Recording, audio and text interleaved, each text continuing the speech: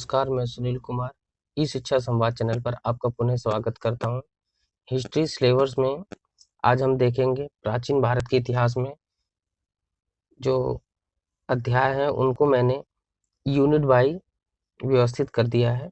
तो हम पहली यूनिट में देखेंगे पूर्व पाषाण काल युग, मध्य पाषाण काल युग और नवपाषाण काल युग। ये तीनों टॉपिक एक ही यूनिट के हैं जिसमें इनकी सांस्कृतिक विशेषताओं के बारे में जानकारी से सवाल बनेंगे। और चौथा जो हमारा अध्याय होगा वो सिंधु सभ्यता होगा। पांचवा वैदिक काल, पूर्व वैदिक और उत्तर वैदिक काल।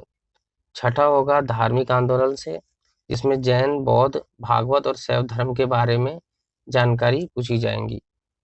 और अगला चैप्टर होगा जो नगरीकरण से होगा, जिसमें मौर्य काल,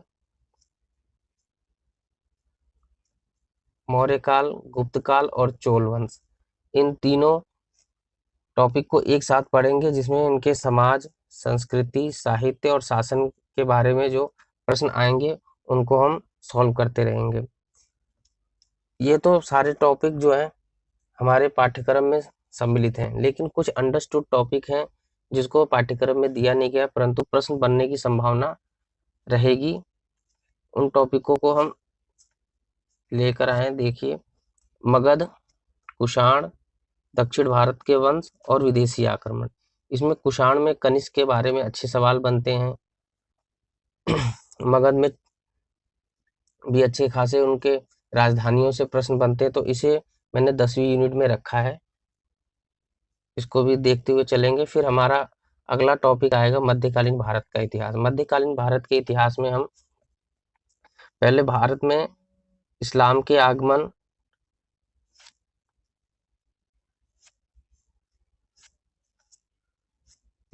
आगमन, दिल्ली सल्तनत, और दिल्ली सल्तनत में पाठ्यक्रम में इन के बारे में पूर्ण रूप से दिया गया है।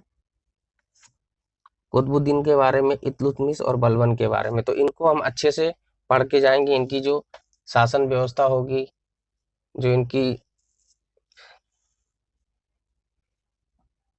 युद्ध की जो तकनीकें हुआ करती थी, अर्थव्यवस्था हो कैसी होती थी, इसके बारे में जानकारी मांगी जाती है पेपर में, तो वह आती है। अलाउद्दीन खिलजी इसमें काफी महत्वपूर्ण टॉपिक हैगा।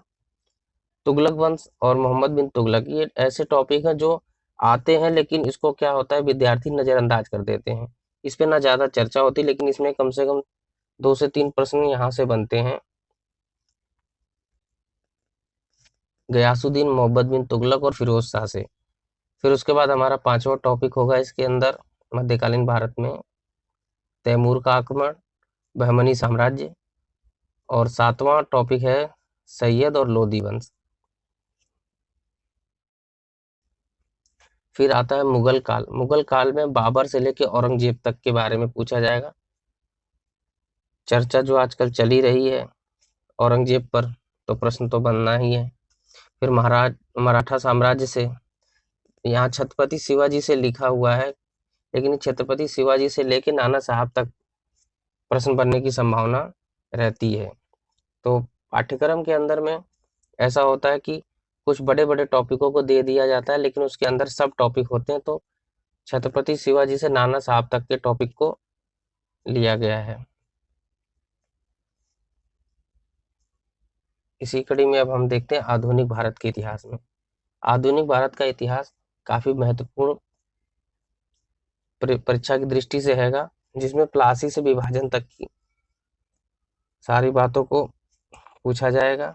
फिर पुनर्जागरण, राष्ट्रीय आंदोलन काफी महत्वपूर्ण टॉपिक हैगा। उसके बाद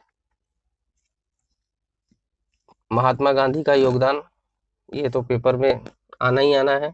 1 से 2 प्रश्न गांधी जी पर आते ही आते हैं। आजादी के बाद के भारत में 2-3 प्रश्न बनते हैं।